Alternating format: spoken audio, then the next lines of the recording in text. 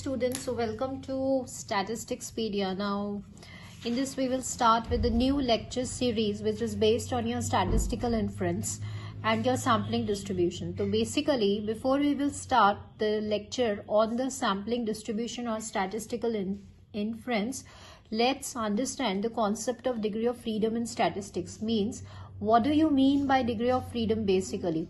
So first, before I'll explain you this definition, I will explain with an example, right? What do you mean and what is the logic and what is an intuition behind the degree of freedom. So in this lecture, basically degree of freedom क्या होता है? देखिए statistical inference का एक foundation है. So degree of freedom के lecture में, आज के lecture में हम क्या क्या पढ़ेंगे? What is the concept and logic behind DF, that is degree of freedom? कहाँ पे हम इसको use करते हैं? Where it is being used, right? Like in regression, in sampling distribution, chi-square, TF, यहाँ पे हम इसको use करते हैं. Descriptive statistics it is being used, and then we will. So this is the outline for the today's lecture which we will cover. So let's begin with it. So students, before I will explain you about degree of freedom, I will first like to explain you about an example. Let's consider a very practical example that suppose if we have the two variables x and y. x and y अगर two pair of numbers हैं और मैंने आपसे बोला कि ठीक है हमें two pair of numbers को choose करना है.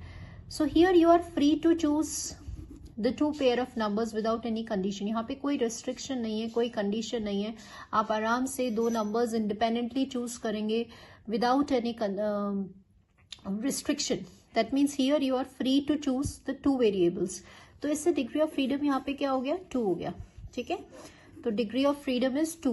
That means here you are free to choose two variables. Suppose if I'll take one of the situation कि choose the pair of numbers x and y such that कि उनका जो sum है वो होना चाहिए 7. मतलब अब हमने ये तो पहला केस था. सेकंड केस हमने क्या लिया कि दो नंबर्स को इस तरह से चूज करिए, दो नंबर्स को कि उनका जो सम है वो 7 होना चाहिए. तो यहाँ पे हम क्या करेंगे कि सपोज अगर मैंने x को 1 चूज करा है तो y जो है वो ऑटोमेटिकली सिलेक्टेड हो जाएगा. ठीक है, y शुड बी 6 क्योंकि फिर सम 7 नहीं होगा. 2 if I choose the number 2 then y should must be 5 in order to make the sum, in order to satisfy this condition, linear condition. So इससे हमें क्या समझ में आया कि यहाँ पे इस रिस्ट्रिक्शन की वजह से हम फ्रीली कितने नंबर्स चूज कर पा रहे हैं? सिर्फ 1 नंबर. एक नंबर को हम फ्रीली चूज कर पा रहे हैं, इंडिपेंडेंटली चूज कर पा रहे हैं, और दूसरा number in order to satisfy this constraint, this condition, उसको हम फ्रीली चूज नहीं कर रहे इस रिस्ट्रिक्शन की वजह से. तो यहाँ हम क्या कंक्लूड कर रहे हैं कि यहाँ पे जो डिग्री ऑफ फ्रीडम है वो क्या है? 1 है. ठीक है, क्योंकि 1 number can be choose without any restriction. चलो एक और केस हम कंसिडर करते हैं. Now here we have to choose the two numbers such that sum should be 7 and x square plus y square should be 25. अब इस case में suppose हमें डिग्री ऑफ फ्रीडम देखना है. ठीक है, तो इन दो केस से तो आपको समझ में आ गया होगा कि डिग्री ऑफ फ्रीडम मतलब बेसिकली यहाँ पे हम इंडिपेंडेंस की बात कर रहे हैं, हम फ्रीडम की बात कर रहे हैं कि जहां पे कोई कंडीशन नहीं है, फ्रीली आप क्या चूज कर पा रहे हैं. तो देखिए अब दो नंबर्स को इस तरह से चूज करना है कि उसका सम 7 होना चाहिए और उसका square should be equals to 25. मतलब दोनों ही कंडीशंस फुलफिल होनी चाहिए. तो यहाँ जब हम इन कंडीशंस को देखते हैं तो कैसे ऐसे नंबर्स होंगे या कौन से ऐसे नंबर्स होंगे जो एक साथ इन दोनों कंडीशन को फुलफिल करते हैं. सो देखिए x तो आपका क्या है 3 और y आपका क्या है 4, या फिर x क्या हो सकता है 4 और y आपका क्या होगा 3. देखिए इन दो नंबर्स के अलावा कोई भी ऐसे नंबर्स नहीं है जिसको हम इंडिपेंडेंटली या फ्रीली चूज करके इन दोनों कंडीशंस को साइमल्टेनियसली एक साथ सेटिस्फाई करवा सकते हैं. इन दो नंबर्स के अलावा कुछ नहीं है. ठीक है, तो हियर वी विल कंक्लूड कि degree of freedom is 0. Why? क्योंकि हमारे पास हम इंडिपेंडेंटली अपनी मर्जी से फ्रीली कोई भी दो नंबर्स चूज नहीं कर पा रहे हैं क्योंकि ये दो नंबर्स के अलावा और कोई नंबर्स ही नहीं है due to these restrictions. The degree of freedom is 0 because here we are not able to choose freely any one of the variable. Yes? So from these three cases, what we conclude कि अब हमें ये तो समझ में आ गया कि degree of freedom मतलब इंडिपेंडेंट वेरिएबल्स, अनरिस्ट्रिक्टेड वेरिएबल्स जिसको हम फ्रीली चूज कर पा रहे हैं बिना किसी कंस्ट्रेंट के, बिना किसी कंडीशन के. बट सपोज अगर हमें इन सबको देखकर इनके जो फॉर्मूला है उसको फ्रेम करना है कि भाई इसका कोई फॉर्मूला होगा या नहीं, तो यस हम कैसे फ्रेम करेंगे ये देखते हैं. डिग्री ऑफ फ्रीडम मतलब for the first case, we will observe for the first case. Degree of freedom is, यहाँ पे टोटल वेरिएबल्स कितने थे, we have 2, yes, minus conditions कितनी है, यहाँ पे तो कोई कंडीशन नहीं है, हम आराम से चूज कर रहे थे, किसी कंडीशन को सेटिस्फाई नहीं करना था, दैट इज 0. ठीक है, तो ये हमने प्रैक्टिकली देखा था जस्ट बाय एन ऑब्जर्वेशन कि डिग्री ऑफ फ्रीडम 2 है. सॉरी, यहाँ हम n-k वाला फॉर्मूला लगा रहे हैं. n-k मतलब कितने वेरिएबल्स एक्सप्रेशन में है, तो आपके एक्सप्रेशन में 2 वेरिएबल्स है, और k मतलब कितनी लीनियर कंडीशन है, तो यहाँ पे कोई लीनियर कंडीशन है ही नहीं, तो दिस इज 0. तो डिग्री ऑफ फ्रीडम हो गया 2. यहाँ हमने प्रैक्टिकली देखा था कि ठीक है लॉजिकली क्या होगा, तो इसका डिग्री ऑफ फ्रीडम 1 आ रहा था. Now let's connect it with the formula. देखिए डिग्री ऑफ फ्रीडम क्या है, टोटल वेरिएबल्स कितने थे विद एक्सप्रेशन में 2 थे, माइनस यहाँ क्या कोई लीनियर कंडीशन है, यस एक लीनियर कंडीशन यहाँ पे प्रेजेंट थी, दैट इज दिस. सो इसका मतलब हमें -1 करना होगा and this is equal to 1. तो डिग्री ऑफ फ्रीडम हो गया 1. यहाँ पर रहिए,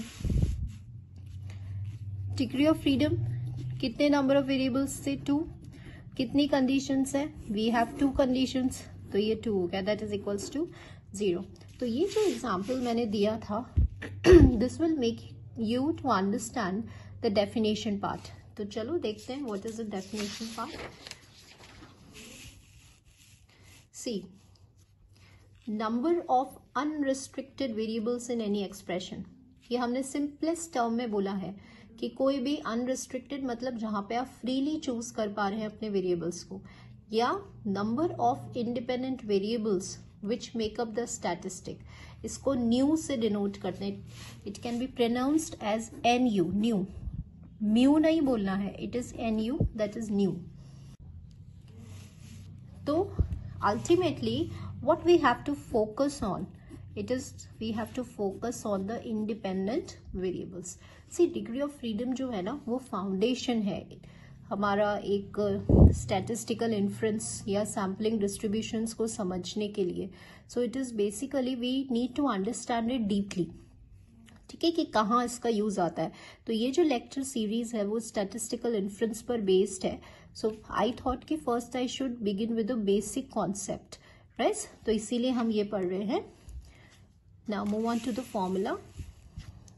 new is equals to n-k. n मतलब टोटल नंबर ऑफ वेरिएबल्स जो आपके एक्सप्रेशन में होंगे और कितनी कंडीशंस गिवन है, that is denoted by k. Now ये तो हमने एक पेयर ऑफ नंबर्स का एक एग्जाम्पल लिया था. Let's consider one of the example of your statistics. Now suppose यहाँ पे हमने एक इक्वेशन लिखा है समेशन xi माइनस x बार का होल स्क्वायर. नाउ यहाँ पे i varies from 1 to n, तो इससे हमें क्या समझ में आया कि टोटल नंबर ऑफ वेरिएबल्स कितने हैं, n है. नाउ क्या इसका डिग्री ऑफ फ्रीडम n होगा, इसका मतलब नहीं, इसका डिग्री ऑफ फ्रीडम n नहीं होगा. क्यों? क्योंकि सारे वेरिएबल्स इंडिपेंडेंट नहीं है, because we know by the property of mean कि the algebraic sum of the observation taken from the mean is always 0. तो ड्यू टू दिस कंडीशन आपका टोटल डिग्री ऑफ फ्रीडम इस एक्सप्रेशन का क्या हो गया, टोटल वेरिएबल्स देखिए n थे, माइनस कंडीशन कितनी है, k कितना है, 1 है, तो it is n-1 degree of freedom. So hope that आपको डिग्री ऑफ फ्रीडम का कॉन्सेप्ट अच्छे से समझ में आया होगा. In the future of my in the upcoming videos, हम will start with the chi-square distribution. वहाँ I will explain you in terms of chi-square how to calculate the degree of freedom, and also we will understand what do you mean by chi-square distribution, and then we will do its derivation. So thank you all the students.